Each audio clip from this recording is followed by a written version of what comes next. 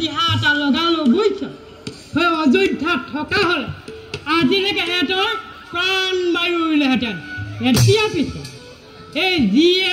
লাম লাকত বাকী আছে সেই তাক লৈ পশ্চিমত থকা পৰিয়ালটো যাওঁ বল বুজিছ মনজান কাইটি তই ঠিকে কৈছ এই চকুৰ আগতে চাচোন দিনবোৰ কেনেকৈ সলনি হৈ গ'ল এই আগতে অজৰ মহাৰাজৰ দিনত কম ভোগ কৰিলো নে সেই মাছ কাছৰ গাখীৰ মাখন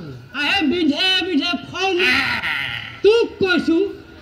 গছৰ তল নধৰা হৈ থাকে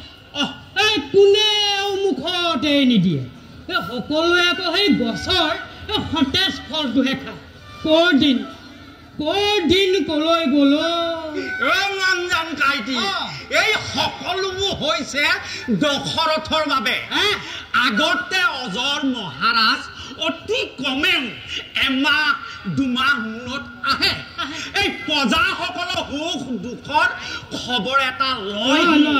আৰু উজুৰ আপত্তিবিলাক নিজ মুখেৰে শুনে তোমাৰ সেই অভাৱে হওক এই দুখী বিচাৰকে হওক এই ঠাইতে সমাধান এতিয়া সেই ৰজালে কি চাবা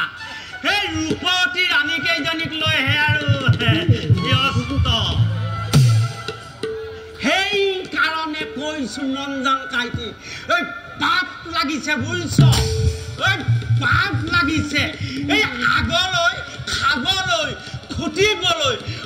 পিণ্ড দিবলৈ সচেতি নাই নহয় মনে মনে কেনেবাকৈ যদি সেই ৰজাৰ কাণত পৰেগৈ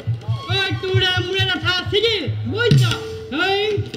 জমৰ আলহীহে হ'ব লাগিব আৰু এতিয়ানো কি মানে উখেৰে বাস কৰি আছো এই পিতৃ পিতামহৰ দিনৰ ৰাজ্যখন এৰিবলৈ পায় কিমান বেয়া লাগিছে সেইটোৱে আমিহে জানো এই যোৱা 5 বছৰ ধৰি অনাবৃষ্টিৰ ফলত এই সাধাৰণ প্ৰজাগণে কি জীয়াটো ভুগিব লগা হৈছে ৰজাৰ সেইবোৰ থবলৈ মনজান কাইটি আহৰিয়ে নাই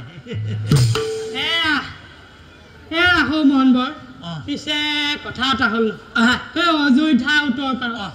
সেই অজান মুলুকত পৰিয়ালটো থৈ অহা নাই জানো সময়ত গৈ নাপালে হুপাকে মৰিব বুজিছ এতিয়াহে বল মনজান কাইটি চাচোন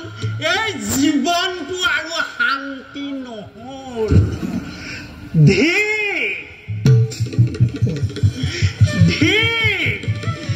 ধীৰ